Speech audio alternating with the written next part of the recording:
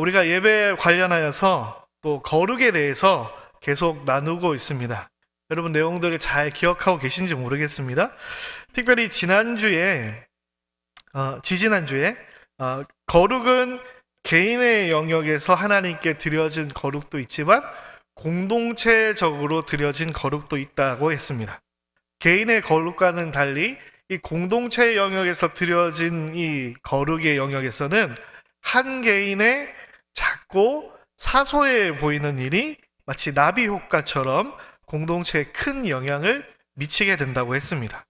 그래서 한 개인의 불순종이 공동체에 큰 어려움을 가져오기도 하고 반대로 한 개인의 온전한 드림이 공동체의 놀라운 일을 불러일으키기도 한다라고 했습니다. 그래서 지난주에는 아간의 경우를 통해서 공동체의 거룩을 깨뜨린 경우 어떠한 일이 일어났는가에 대해서 살펴보았습니다. 오늘은 반대로 한 개인의 온전한 드림, 거룩한 드림이 공동체에 어떤 영향을 미치는가에 대해서 한번 살펴보고자 합니다. 복습을 조금 더 해봐야 될 것 같은데요. 거룩의 개념에 대해서 다시 한번 여러분 기억하고 있는지 정리해 보도록 하겠습니다. 거룩은 하나님 편에서는 어떤 것이었습니까? 거룩이란 하나님 편에서는 하나님께만 있는 구별된 성품이 거룩이라고 했습니다. 하나님께만 있는 구별된 성품이 거룩이다라고 했습니다. 그런데 인간의 편에서 거룩은 어떤 것이었습니까?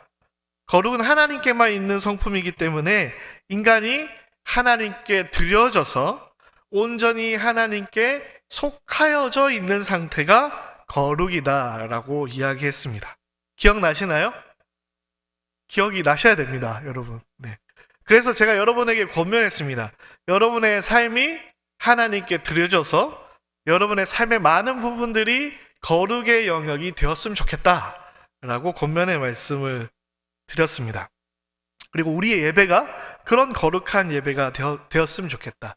그것이 하나님이 기뻐 받으시는 예배다라고 이야기했습니다. 그런데 우리가 우리의 삶을 하나님 앞에 자발적으로 거룩한 영역으로 드리면 우리에게 무엇이 좋습니까? 제가 권면했습니다. 여러분, 여러분의 삶을 거룩의 영역으로 자발적으로 드리십시오 라고 권면했습니다. 그런데 여러분이 그렇게 거룩의 영역으로 여러분의 삶을 하나님께 드리면 여러분에게 무엇이 좋겠습니까? 어떤 일이 일어나겠습니까? 여러분, 안 좋은 예를 제가 많이 들었죠. 아나니아와 삽비라 이야기 기억나십니까? 아나니아와 삽비라의 입장이 되어 봅시다. 하나님께 헌금했다가, 전 재산을 헌금했다가 조금의 욕심이 생겨서 죽게 됐지 않습니까? 괜히 하나님께 헌신했다가, 괜히 하나님께 드렸다가 죽게 된 케이스가 아나니아와 삽비라이지 않습니까? 그러면 이렇게 생각해 볼 수 있죠. 애초에 그냥 안 바쳤으면, 애초에 안 바쳤다면 죽을 일이 없었을 텐데 괜히 헌신한 거 아닌가, 괜히 바친 거 아닌가 라는 생각을 우리는 할 수밖에 없는 것이죠. 여러분이 하나님께 내가 11조를 온전히 드리겠습니다 라고 서원한다면 그 11조는 하나님께 거룩의 영역에 들어가게 되는 것입니다. 여러분이 주일을 내가 거룩하게 지내겠습니다 라고 하나님 앞에 서원하면 여러분 주일의 시간이 하나님의 거룩의 영역으로 들어가게 되는 것이다 라고 했죠. 이 거룩의 영역이 된다라는 것은 내가 그것을 절대로 침범해서는 안 된다, 침범할 수 없다라는 의미였습니다.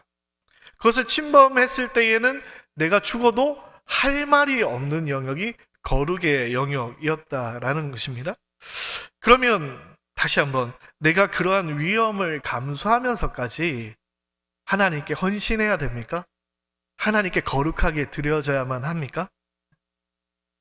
그냥 편하게 아예 안 바치면 되는 거 아닙니까? 굳이 내가 고생할 필요가 없잖아요. 우린 공동체니까 나 말고 다른 사람이 헌신하면 되지 않습니까? 지난주, 지지난주 우리가 태신자 작정을 하지 않았습니까? 여러분 태신자 작정 많이 하셨나요? 대답이 없으시네요. 내가 꼭 태신자 작정을 해야 됩니까? 내가 부담스럽게 꼭 그렇게 헌신을 해야 됩니까? 여러분이 태신자 작정을 얼마나 하셨는지 전 대충은 아는데 여러분이 만약에 많이 하지 못했다면 여러분 태신자 작정을 많이 하지 못하는 이유가 무엇인가요? 친구가 없어서 그런가요? 데려올 사람이 없어서인가요? 물론 그럴 수도 있습니다. 그런데 제가 생각해 볼 땐 이런 게 있을 것 같아요. 이 서원하는 것, 태신자를 작정하는 것에 이 약속의 무게를 알기 때문에 쉽게 이 작정하지 못하는 거죠.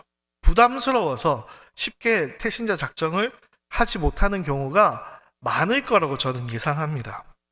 이 약속의 무게, 서원의 무게, 하나님께 헌신하는 이 무게가 크기 때문에 이 잘 헌신이나 서원을 하지 않는 경우가 많죠. 여러분, 저는 목사지 않습니까? 예.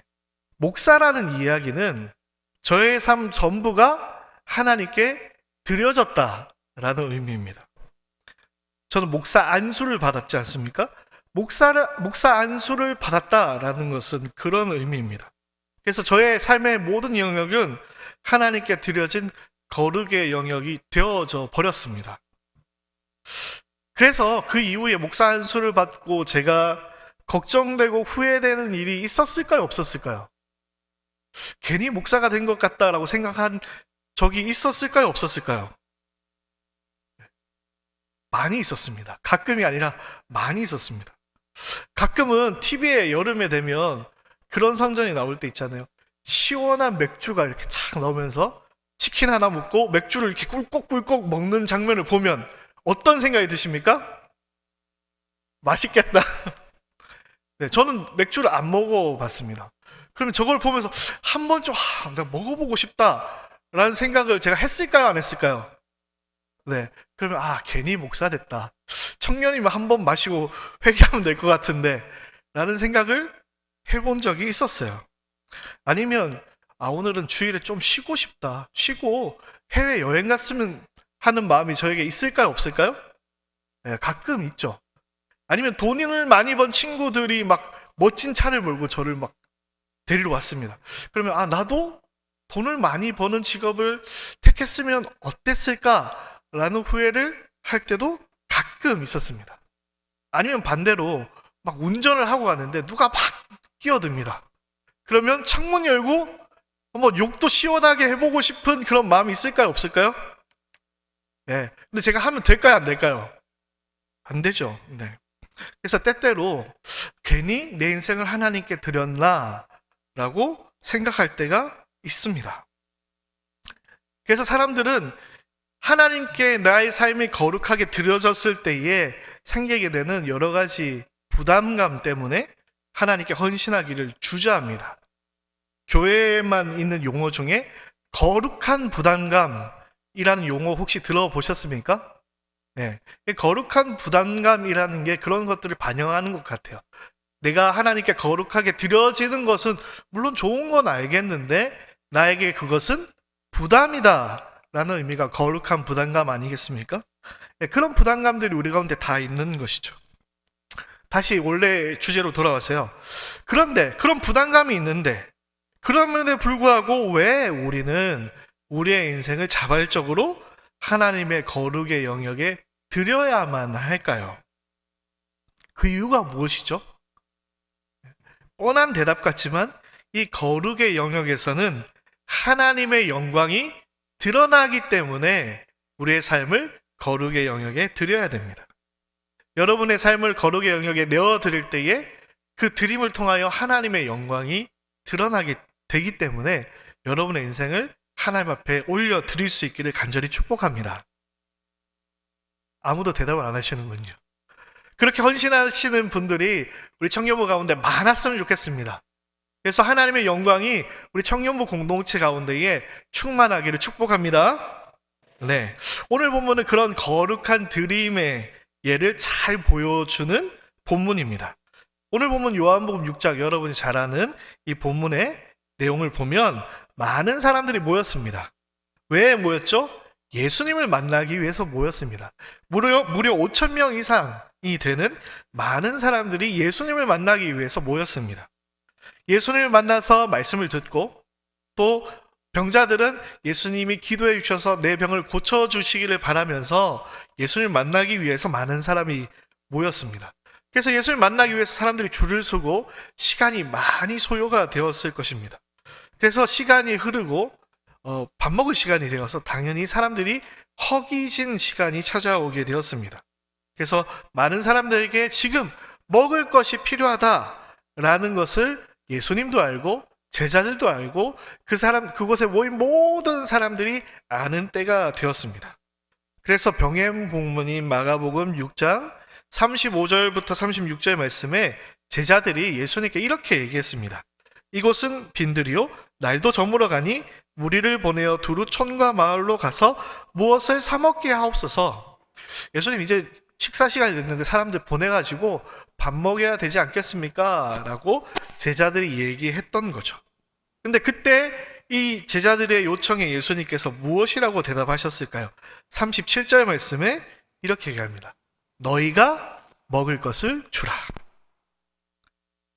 이 너희가 먹을 것을 주라 라는 말을 들으면 우리는 거룩한 부담감을 느낄 수밖에 없습니다. 여러분 한번 생각해 보십시오. 저희 여술원실이 있습니다. 놀랍게도 여술원실이 지하에 있습니다.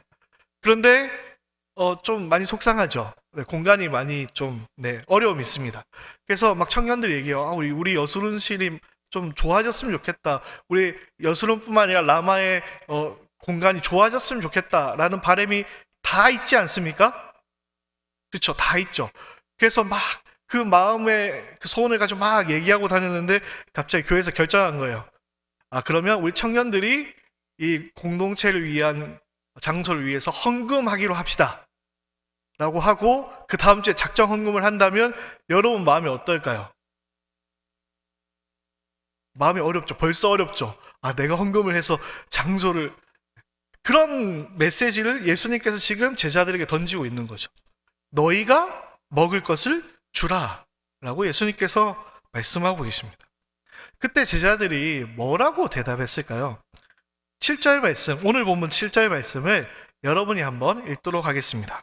7절입니다. 시작. 빌립이 대답하되 각 사람으로 조금씩 받게 할지라도 200데나리온의 떡이 부족하리이다. 네. 그리고 8절 9절을 제가 계속해서 읽겠습니다.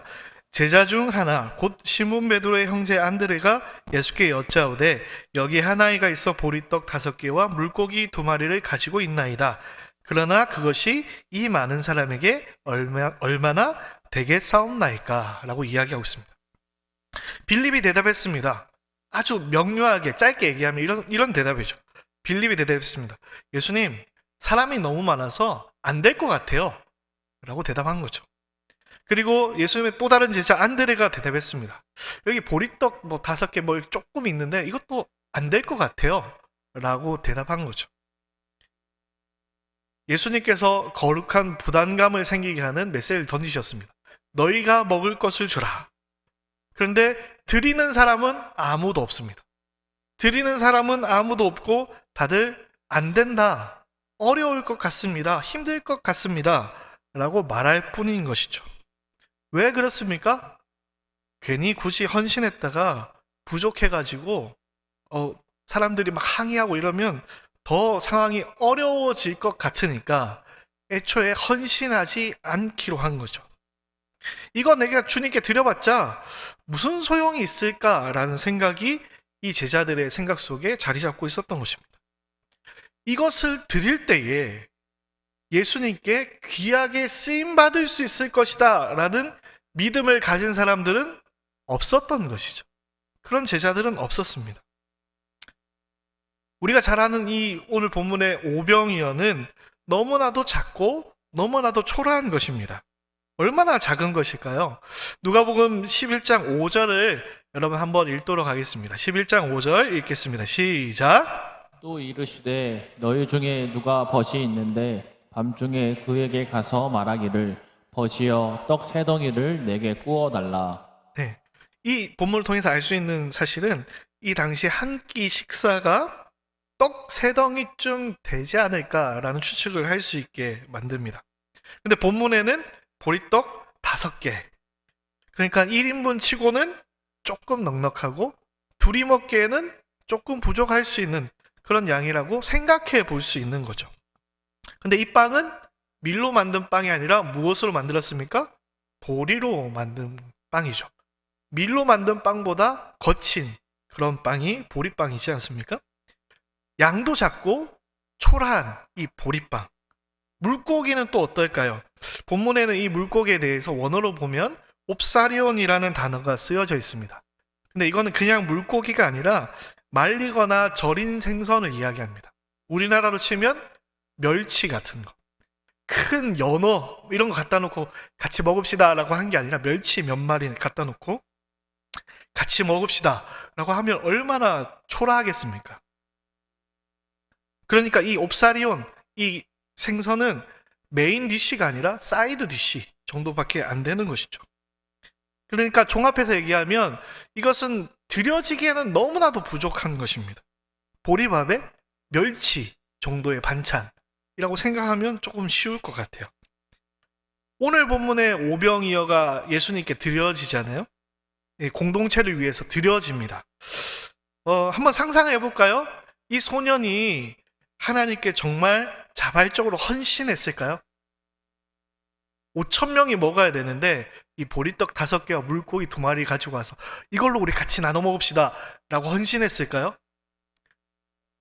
성경에 정확하게 기록하고 있지 않지만 저는 그렇지 않다라고 상상을 해봤습니다. 오히려 제자들에게 발각되었지 않을까라고 생각해 봅니다. 드릴 마음이 없이 그냥 혼자 간식 챙겨왔는데 제자들이 예수님 찾으라고 하니까 찾아본 거죠.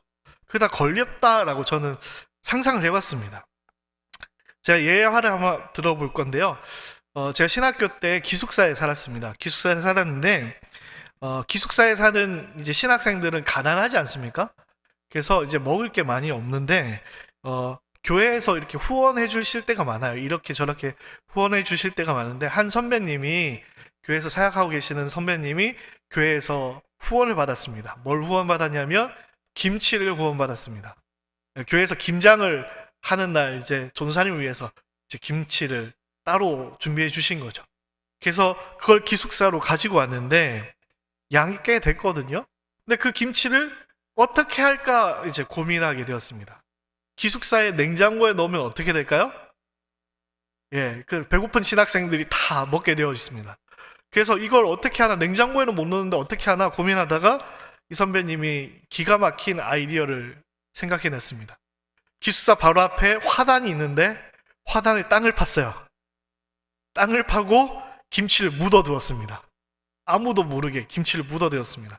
그래서 김치가 조금 익을 때를 다 기다리면서 그 선배님이 후배들을 모아놓고 김치가 익으면 우리 같이 모아서 라면 끓이면서 맛있게 먹자라고 했습니다. 한 2주가 지나고 김치가 이제 적당히 익을 때가 되었습니다. 라면 끓이고 김치를 팔어 꺼내러 내려갔습니다. 열심히 땅을 팠는데 김치가 있었을까요? 없었을까요? 김치가 없어졌습니다. 김치가 어디로 갔을까요? 합리적인 의심이지만 저희가 있는 기숙사 바로 위층에서 김치찌개 냄새가 막 나기 시작하는 겁니다. 위층에서 보고 기회를 노렸다가 가져갔다라고 아마 예상해 볼 수 있을 것 같아요. 어쨌든 발각이 되어서 이 김치가 사라지게 된 것처럼 이 보리떡 5개와 물고기 2마리의 이 도시락은 발각이 되어서 예수님께 가져가지지 않았을까라는 것이 저의 상상입니다.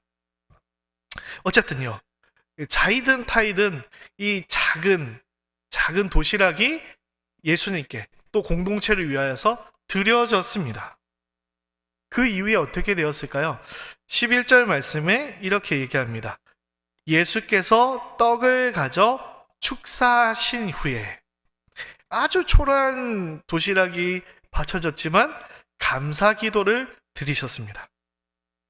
하나님, 이 도시락을 주셔서 너무 감사합니다 라고 예수님께서 기도하셨습니다.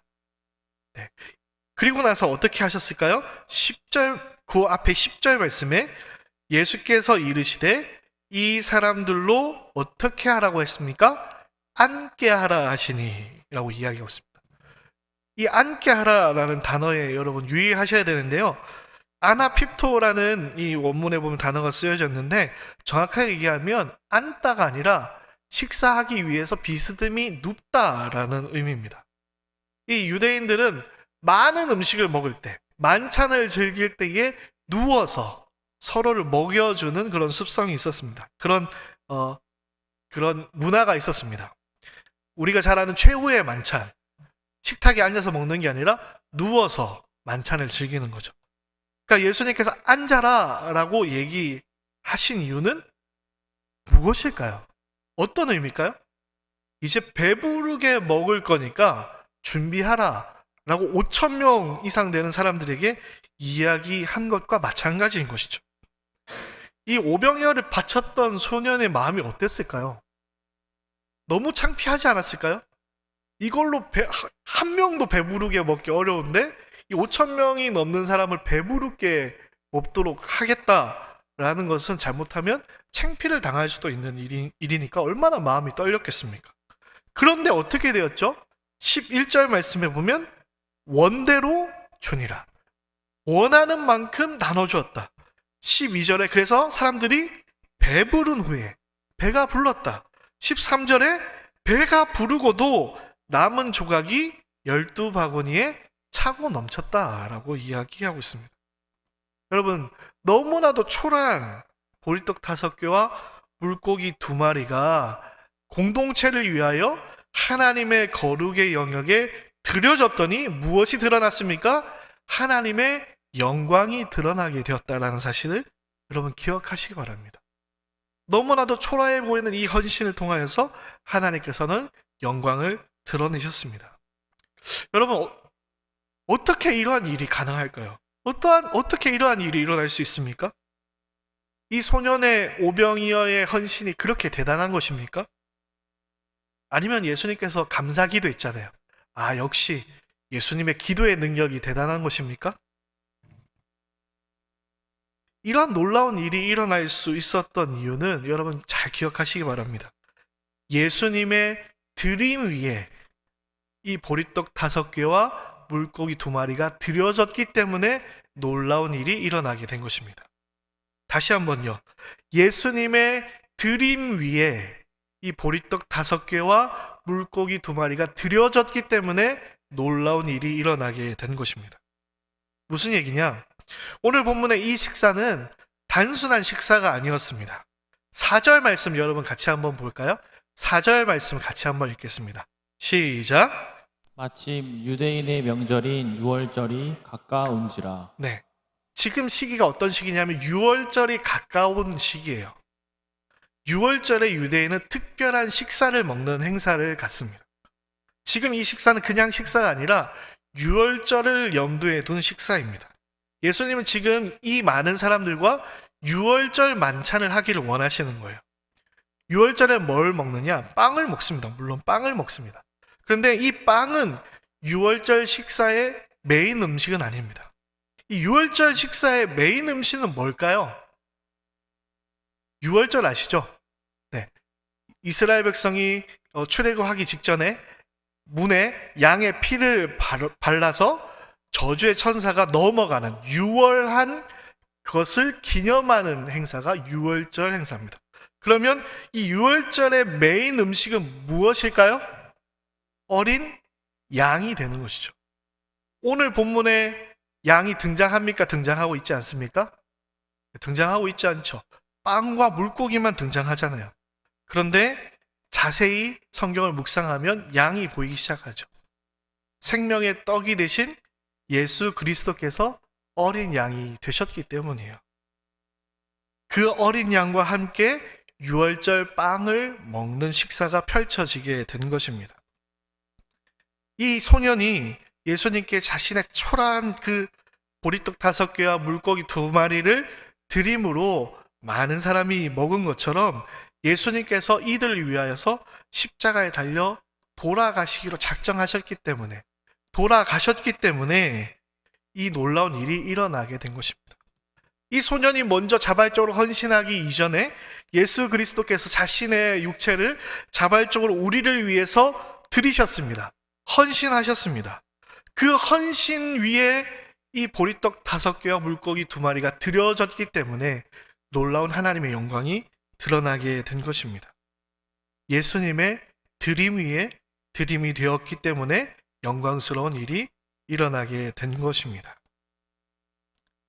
여러분, 우리가 우리의 인생을 자발적으로 하나님 앞에 내어드리는 이 드림은 때때로 너무나 초라해서 우리에게 거룩한 부담이 되거나 내가 서운하게 주저하게 될 때가 있습니다. 그러나 그것이 너무나도 초라해 보일지라도 그것이 하나님께 드려질 때에 놀라운 일이 일어나게 되는 줄 믿습니다. 그것은 우리가 드리는 헌신이 대단해서가 아닙니다. 우리가 내어드리는 그 헌신의 크기가 크거나 우리의 믿음의 크기가 커서가 아니라 그것이 예수님의 드림 위에 드려지기 때문에 놀라운 일이 일어나는 줄 믿습니다. 우리 청년부 공동체 가운데에 그런 거룩한 드림이 많이 일어나기를 축복합니다. 여러분의 인생이 그렇게 하나님 앞에 영광스럽게 쓰임받는 인생이 되기를 축복합니다. 여러분의 인생을 주님 앞에 내어드리기를 바랍니다. 여러분의 꿈을 하나님 앞에 내어드리기를 축복합니다. 여러분의 직장을, 여러분의 학업을, 여러분의 젊음을 하나님께 거룩의 영역으로 내어드리기를 축복합니다. 왜냐하면 그 우리의 내어드림은 예수님의 드림 위에 드려지기 때문입니다. 하나님께서 우리의 작은 헌신을 놀랍도록 사용하실 것입니다. 그 믿음을 가지고 주님 앞에 결단하며 나아가는 우리 모든 청년부 지체들이 되기를 간절히 축복합니다.